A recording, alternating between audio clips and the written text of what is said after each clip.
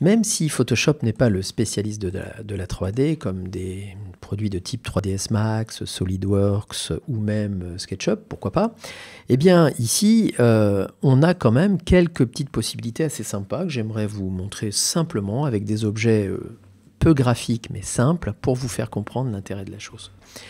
Alors vous voyez par exemple ici j'ai un texte en 3D qui s'appelle tout bêtement texte 3D, libre à vous naturellement de lui donner une couleur particulière.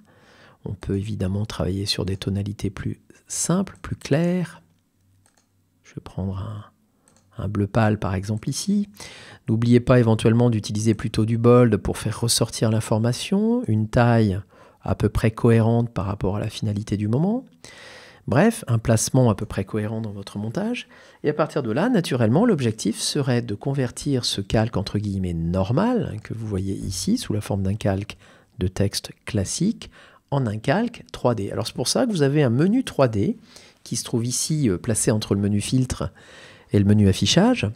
Et lorsque je vais cliquer dans ce menu, j'ai déjà accès à un certain nombre de choses, et notamment la notion d'extrusion. Alors la notion d'extrusion qui ressemble au filtre 3D que certains connaissent peut-être déjà dans Illustrator, c'est le fait de partir d'un objet 2D pour en faire un objet 3D. Alors c'est extrêmement simple, mais pourquoi pas pratique dans certains cas, puisqu'ici, Photoshop va automatiquement me convertir mon calque 2D en un calque 3D. Donc ce que vous avez ici, c'est la vue supérieure de l'objet, tout simplement.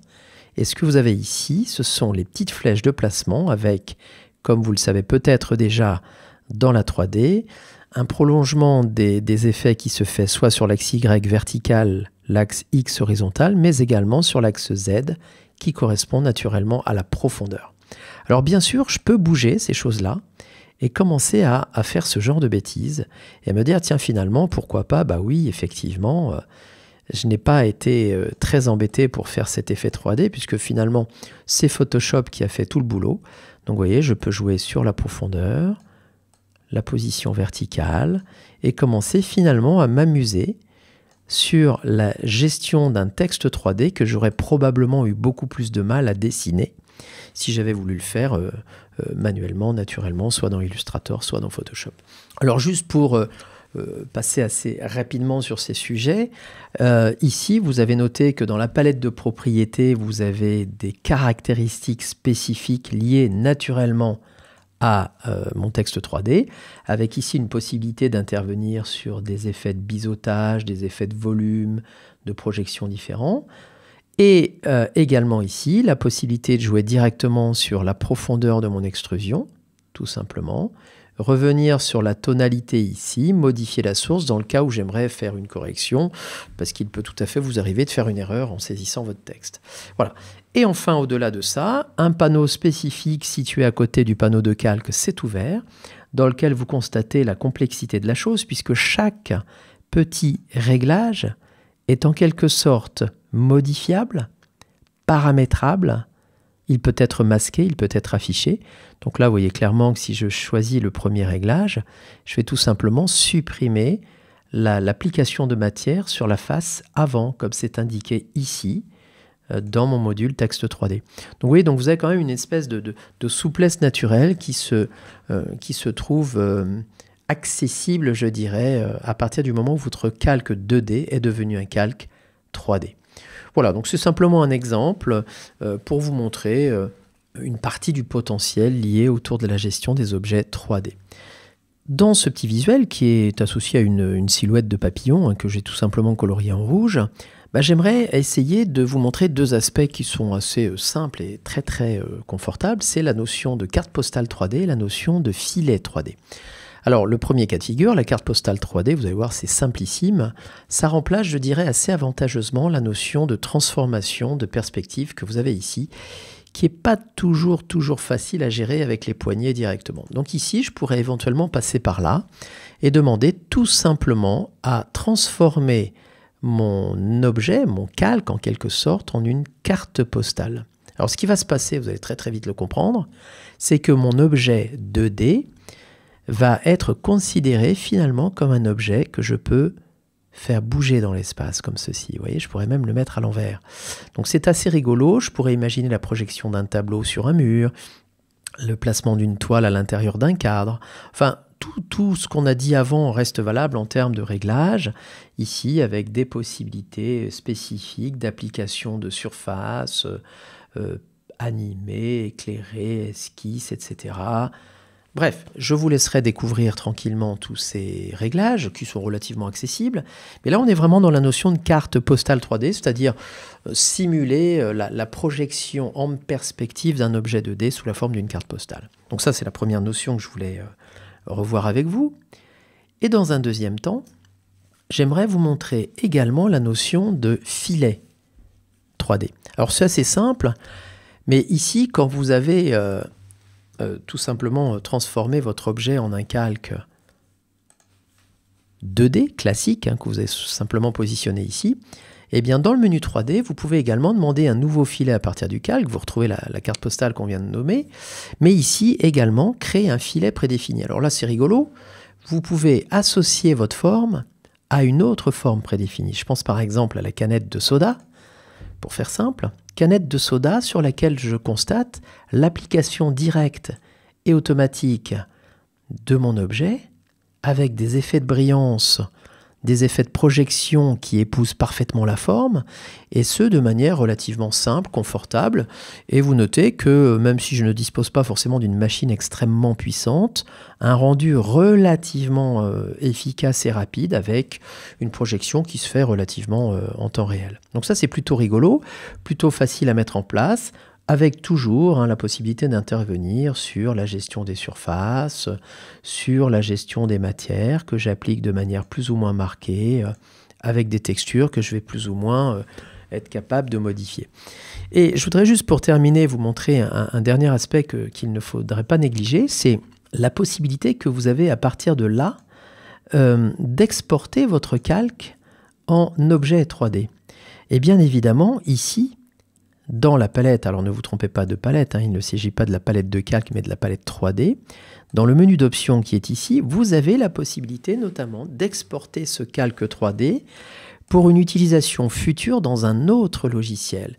Et j'aimerais vous rappeler qu'ici, dans les formats de fichiers 3D exploitables, vous avez notamment le U3D qui vous permettrait tout simplement de placer ce montage-là, par exemple, mais ça n'est qu'un exemple, directement à l'intérieur d'un fichier PDF. L'avantage que j'y vois naturellement, c'est la possibilité, en conservant les transparences PNG ici, de placer cette canette dans mon PDF que je vais être capable d'envoyer à mon client, et mon client, avec sa souris, pourra faire bouger la canette dans l'espace. Je vous montre cette séquence juste après celle-ci. Donc là, je vais simplement me contenter d'enregistrer ma canette sur mon bureau pour une exploitation tout à l'heure dans Acrobat. Alors juste pour conclure sur cette notion d'objet 3D, rappelez-vous que la canette que j'ai créée au départ dans Photoshop, je l'ai ensuite enregistrée sous un format spécifique par le biais du menu 3D ici, rendu et exporter le calque 3D.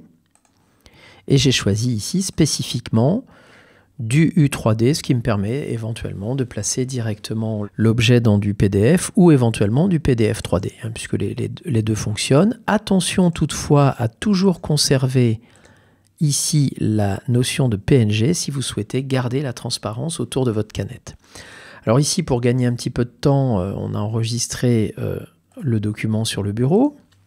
Et je vais vous proposer une projection en mode filaire, c'est-à-dire en mode un petit peu moins qualitatif dans Acrobat pour essayer de gagner un petit peu de temps, parce que ça reste quand même assez long en termes de calcul et de consommation de ressources. Alors, grosso modo, ici, je suis dans un PDF que j'ai réalisé à partir d'InDesign, dans lequel j'ai placé un bloc ici pour ma future canette en version 3D. Alors, je reste en mode filaire, en mode simple. Et ici, dans la partie outils de votre Acrobat Pro, alors attention, vous êtes obligé d'avoir la version Pro qu'on appelle maintenant Acrobat DC, qui est la version payante d'Acrobat, qu'il ne faut surtout pas confondre avec le Reader Acrobat qui lui est gratuit. En tout cas, dans la version payante, j'ai ici dans Outils la possibilité d'intégrer des éléments interactifs. Je vais cliquer sur ce bouton, ça me donne accès à un certain nombre de choses comme le rajout d'une vidéo, d'un certain nombre de choses, et particulièrement ici, la récupération d'un objet 3D. Je vais donc fabriquer une zone qui correspond à la zone que prend ma canette avec mon papillon. Alors attention à la version que je vais choisir qui va nous permettre un avancement rapide de l'affichage. Ici, vous avez évidemment un certain nombre de possibilités en termes de rendu. Je vais rester sur du solide classique et en utilisant une animation classique, éventuellement, voilà, aucune, ce qui sera très bien. Et là, le plus important, c'est d'aller chercher le fichier original qui se trouve sur mon bureau et que j'ai appelé canette papillon rendu.